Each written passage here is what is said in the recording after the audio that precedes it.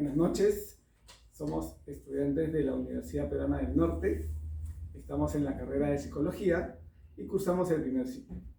Mi nombre es Germán Augusto Pinillos Tamayo y mis compañeras Luz Vanessa Reina Solís, Lisbeth Contreras Ricali. Hoy estamos aquí para hablar sobre un tema muy importante que es para la psicología en el mundo, que es el psicoanálisis. Esta exposición es para el curso de Historia de la Psicología. Comenzamos la exposición con nuestra compañera Luz. Buenas noches. El día de hoy vamos a exponer sobre Sigmund Freud, que es el padre del psicoanálisis. Voy a hablar sobre su biografía. Nació en Freiberg, Moravia, hoy que es República Checa, el 6 de mayo de 1856. Freud tenía descendencia judía, el cual estuvo en plena guerra contra los nazis, pero pudo ser, afortunadamente no llevado a esos campos de concentración.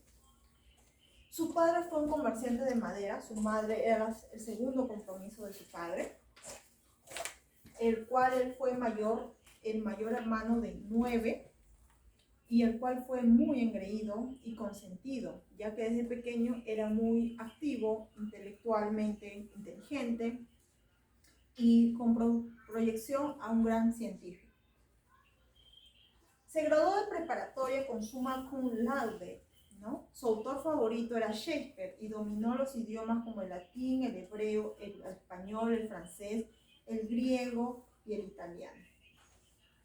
Estudió medicina en la Universidad de Viena en 1873. Simpatizaba con Frank Brentano, se graduó en 1881.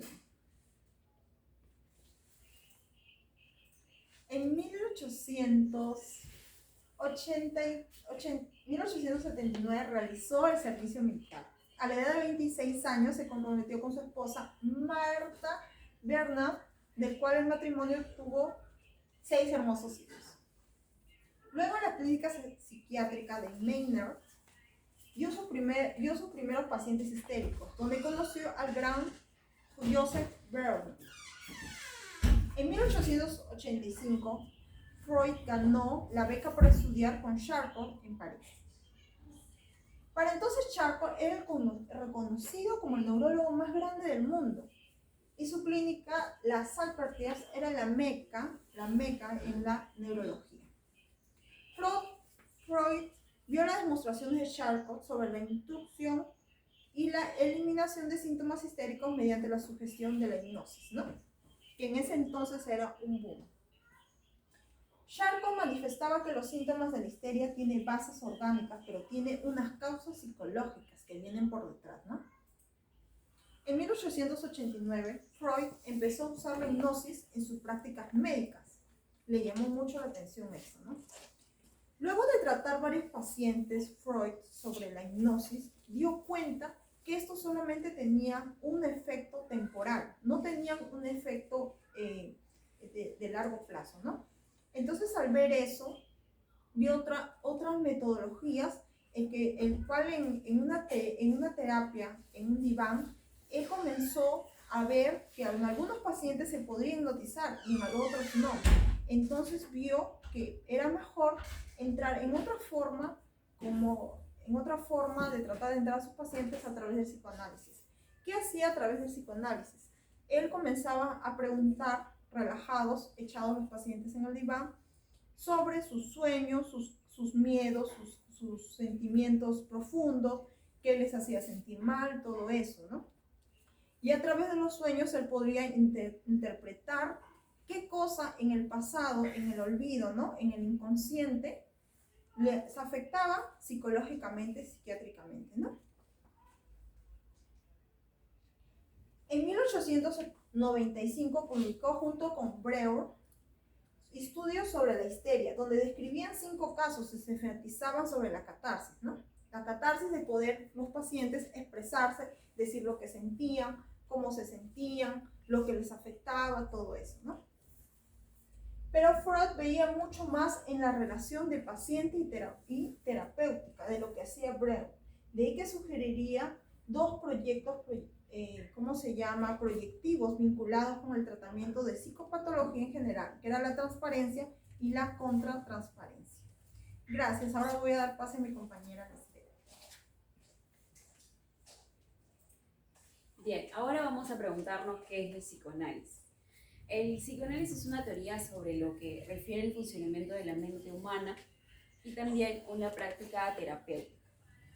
Esto fue fundado por Sigmund Freud entre 1885 y 1939 y también sigue desarrollándose en el mundo por psicoanalistas. El psicoanálisis tiene 4 áreas principales, el cual primero viene a ser una teoría del funcionamiento de la mente humana, también el método de tratamiento para los problemas psíquicos, el tercero es como un método de investigación, el cuarto analiza los fenómenos culturales y sociales como literatura, que puede ser movimientos políticos, grupales, las películas también. Ahora, ¿para qué sirve el psicoanálisis? El psicoanálisis sirve para personas que sienten problemas bajo síntomas psíquicos que impidan que puedan desarrollar su vida potencial, tanto en su entorno individual o también familiar o entre amigos. Bueno, en este caso también la ansiedad, la depresión generalmente son signos de conflictos internos, el cual pueden originar dificultades en las relaciones. Si no son tratadas pueden tener impacto considerable, ¿no?, en la vida personal o profesional de las personas. Ahora, la estructura de la personalidad, que son 3, el consciente, que vamos a referirnos, se encuentra en los pensamientos, emociones, acciones directamente relacionados con la realidad. El cual, bueno, esto viene a ser una memoria a corto plazo, es lo que vivimos el día a día, lo que vivimos en el presente. Con lo que viene a ser el preconsciente, se encuentra entre el consciente y el inconsciente. Representa los sentimientos y fantasías, se encuentra en la conciencia, pero que podemos hacerlo presente fácilmente. Por ejemplo, cuando tenemos una frase que dice, lo tengo en la punta de la lengua, es algo que queremos recordar, pero no lo logramos. El último es el inconsciente, es el nivel menos accedible de la conciencia.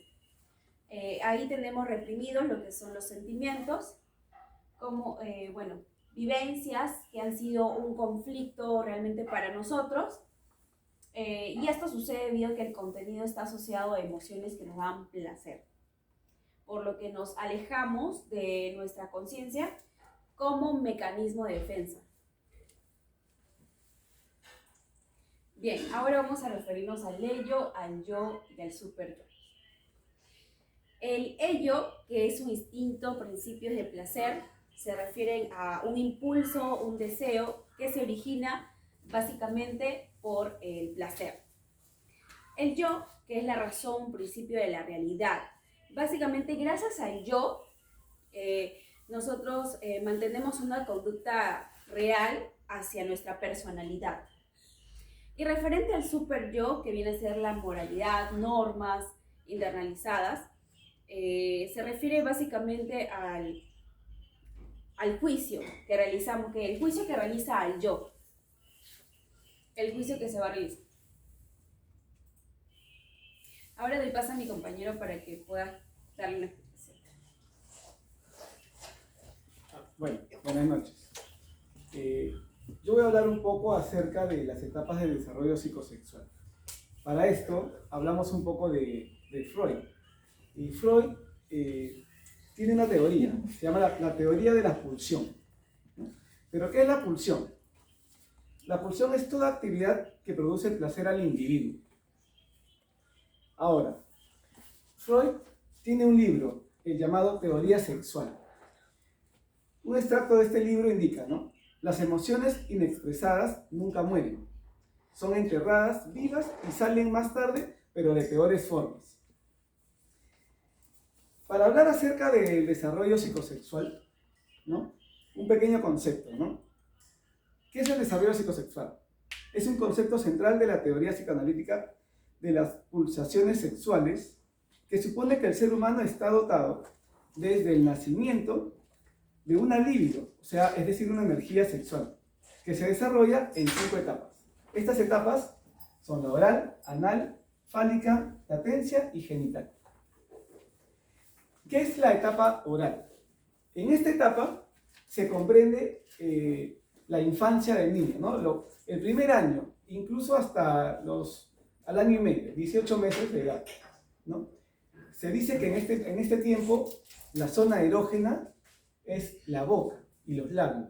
¿Por qué? Porque en este momento lo que hace el niño es alimentarse a través del seno de la madre, ¿no? Entonces, eso es lo que le da placer al niño en ese tiempo, ¿no? Si en esa etapa hubiera un conflicto, ¿no? Esto podría traer problemas de dependencia y de agresión, ¿no? Cuando se dice que se va a destetar al niño, ¿no? Si esto le crea un conflicto a ese bebé, entonces pasaría estos problemas, ¿no? Ahora tenemos una segunda etapa, que es la etapa anal, ¿no? Esta etapa anal viene más o menos desde el año y medio hasta los 3, 4 años, ¿no? Acá se centra el placer en los esfínteres, ¿no? Esto es cuando el niño, los padres le enseñan al niño a les quitan el pañal y les enseñan a ir al baño, ¿no? Entonces, si hubiera en esta etapa un problema, un conflicto, podrían pasar dos cosas, ¿no? O que la persona sea muy retraída, se vuelva muy retraída en su edad adulta, o en todo caso sea muy derrochadora. Ahora tenemos una tercera etapa, que es la etapa fálica. Esta etapa más o menos ocurre entre los 3, 4 años hasta los 7 años aproximadamente de edad, ¿no? En esta etapa, la zona erógena, o lo que le da placer a los niños, ¿no? A los infantes, son los genitales.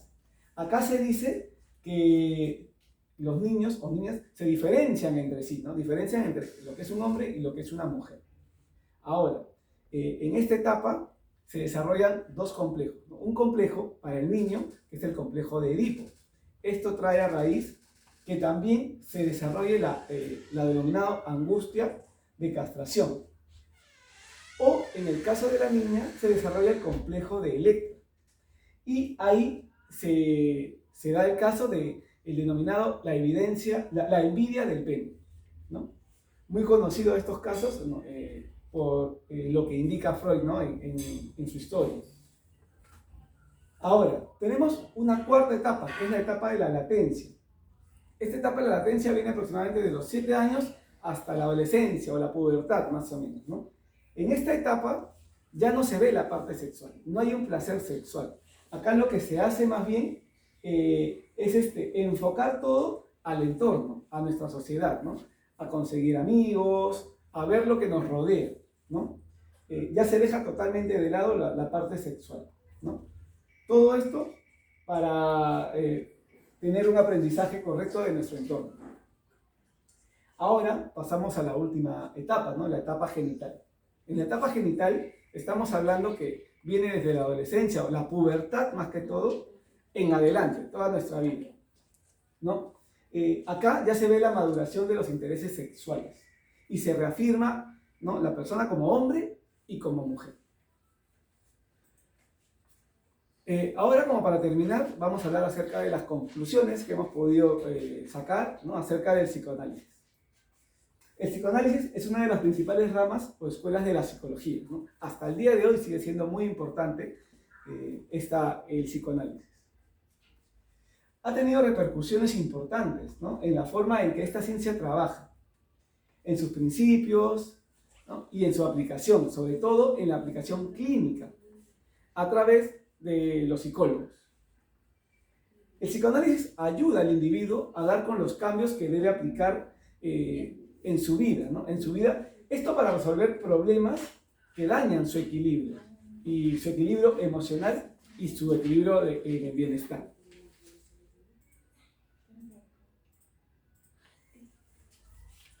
Aparte, tenemos también que el psicoanálisis es un método terapéutico.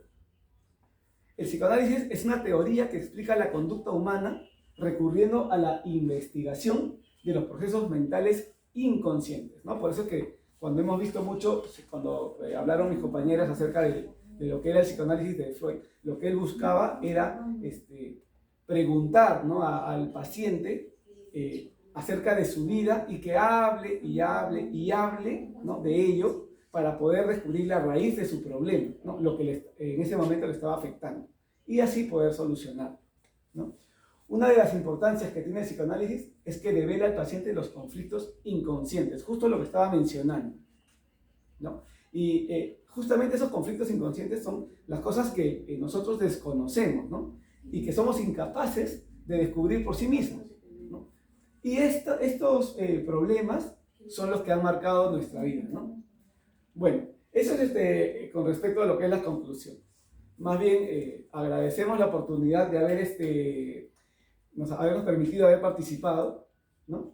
Y no nos queda más que decirles que nosotros somos el grupo 7, ¿no? Y agradecemos a todos, ¿no?, profesor, compañeros, por esta gran oportunidad. Muchas gracias con todos. Nosotros somos el grupo Dinamita.